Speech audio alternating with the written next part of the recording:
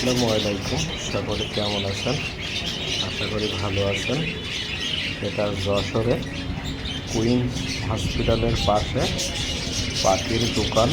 এখানে 3টি মোরগ মুরগিও আছে, বিভিন্ন ধরনের পাখি আছে। এখানে ককাটিয়াল, বাজিগার পাখি, পাশে কবুতর, এপাশে সব বাজিগার পাখি। এগুলো সব পাখি বিক্রয় হয় এখানে। খুব সুন্দর সুন্দর পাখি।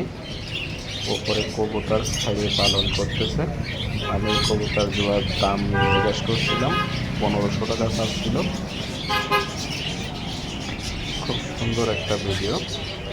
এর পাশে মুরগি বিক্রি হচ্ছে।